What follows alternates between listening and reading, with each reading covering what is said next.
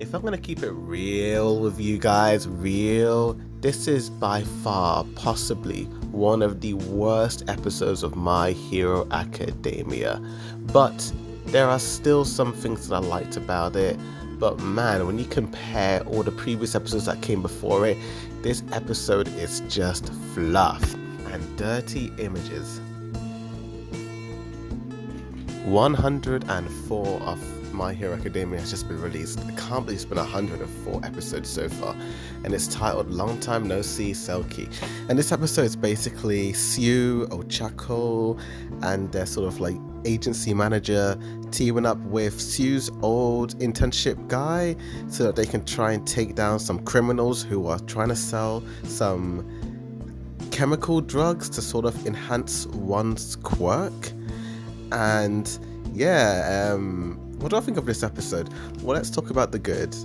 It's just always a treat to watch Ochako and Froppy. They're really cool characters, and it was kind of nice seeing Froppy's two internship managers. I kind of like those two characters. They were pretty fun to watch in the first time we saw them, the first episode we saw them in.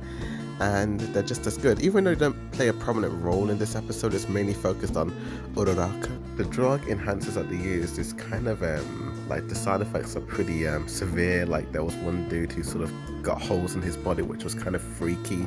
And I kind of like the ending shot of Ochako sort of piloting their plane to just kind of float down safely. And and that random beach episode, I mean, some people are going to love it, it's fan service and all that. I was happy that Ochako kind of saved the day, landed the aircraft safely, but my gosh, Studio Bones, why did you have to make the steering wheel look like that? I mean, man, this episode was dirty all round. Like, it started off with Ochako changing her new costume, and then one of the characters says to her, "Why did you change it for?" And then she thinks back to when she was hugging Deku, helping him, and she kind of blushes, and I'm like, you're not as innocent as you look, Ochako-chan. You're not as innocent and pure. In terms of the negative stuff about this episode, let's talk about the bad. And the bad, I have to admit, the animation was very lackluster. It didn't look as compared to the other episodes, it just kind of sort of fell apart at times. Like some of the character designs were kind of rushed and sort of like very simplified in this episode, but not simplified to look visually appealing, simplified to save animation time and budget.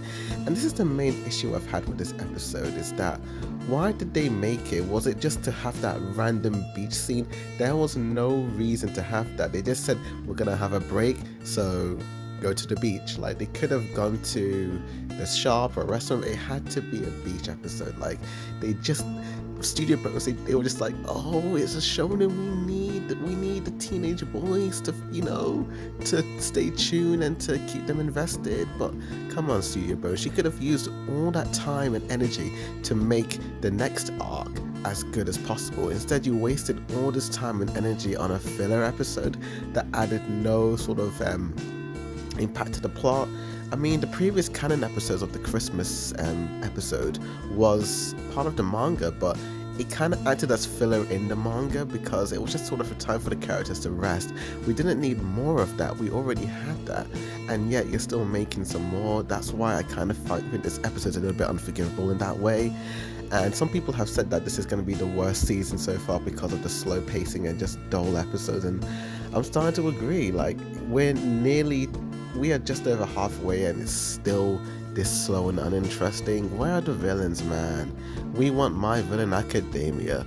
But tell me in the comments down below what you guys thought about it. Did you like it? Did you hate it? Could be wrong. Do you like it? Disagree with me? Who knows? Check out my other reviews. I do anime, manga, Studio Ghibli, MCU in review, Star Wars in review, Beyblades in reviews, and all that lovely jazz. But thank you for watching, and as always, Boy Did Reviews signing out.